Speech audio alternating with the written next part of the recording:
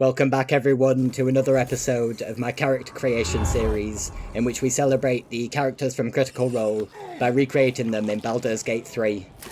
And in today's episode we'll be making Yasha Nydoorin, a fallen Aasimar barbarian played by the fantastic Ashley Johnson in the second campaign.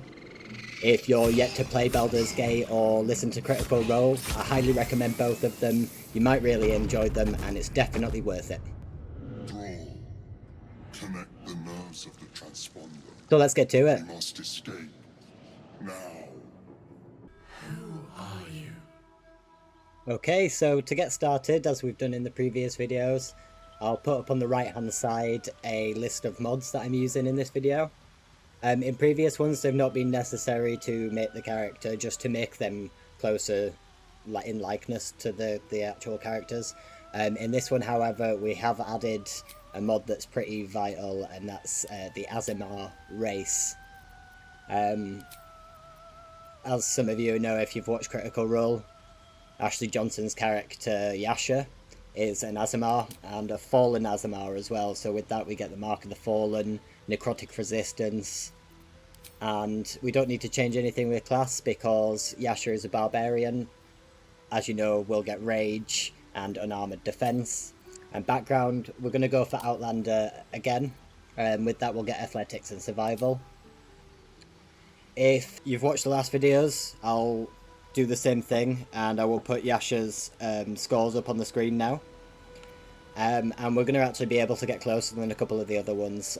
Ashley Johnson put +2 into charisma and +1 into strength, but I think Ashley Johnson rolled a really low score and put it into charisma so that she could get maybe a few points in.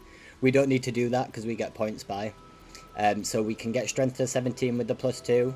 We'll put a +1 in dexterity and leave constitution as it is. We're going to take a few points out of wisdom. We're going to take a few points out of charisma, 2, because 8's the lowest we can do. We're going to put 4 points into intelligence, and let's put 5 points into intelligence because we can't put them anywhere else. So that way we're 1 too many on intelligence but 1 too few on dexterity, and that's about as close as we'll get it. And then for our proficiencies, we're going to get rid of the intimidation proficiency, and we're going to put it into nature. So in Critical Role, Yasha starts with athletics, perception, survival and deception. I felt nature fit best with the survival and with Yasha's character than intimidation really did. But it's the closest we'll get really. Moving on to how Yasha looks, we're going to be going for body type 3 and voice 6. Health. And then scrolling down here. We're going to go for head 6. For skin tone, we're going to go all skin colours, and we're going to go for smoke tone 1. Perfect. Add just a little bit of maturity, not too much. And for body art, we'll give this tattoo just on the lower lip going down the chin. We're going to stick that onto blue 4 and take the intensity down just a little bit, maybe about 80. Perfect.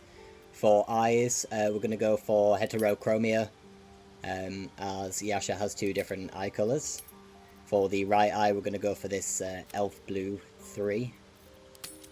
And then for the left eye, we're going to go for purple 3. For makeup, we want the large shadowy eyeliner here. Take the intensity down maybe to 80. And then we're going to change that gold over to a black. For hair, so one of the big mods that I've added is a vanilla hair mixer. And what that does is I can have hair slots for each of hair, facial hair, horns and tail. So you can have up to 4. We only need 3. And we're going to be starting with this one here in black neutral with highlights of all colours, this dark black up to 100, and then the grey in we'll leave it as it is, but we're just going to turn it up very slightly. Unfortunately, all these hairs are linked, so the greying that you have on one will be on the other ones as well. So you can't really mix things about like that. On this second hair, we want to be going for Jaheira, and this fits Yasha perfectly. And then for this last hair, we just want something that frames Yasha's face, and I think this one is perfect. And that's everything. We could, as I say, add another hair if we wanted, but I don't think we really need to. I think we've captured Yasha perfectly there.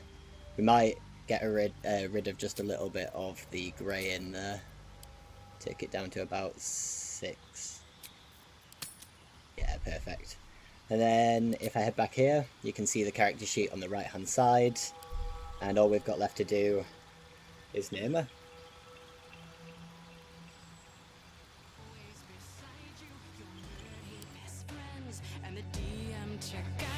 And they rise from the flames for the battles ahead.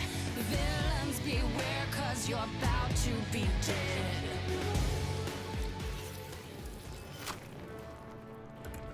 So that's our Yasha complete. If you have any suggestions for what character I should do next, please drop it in the comments below. If you liked the video, please drop a like and subscribe, and I'll see you for the next one. Goodbye.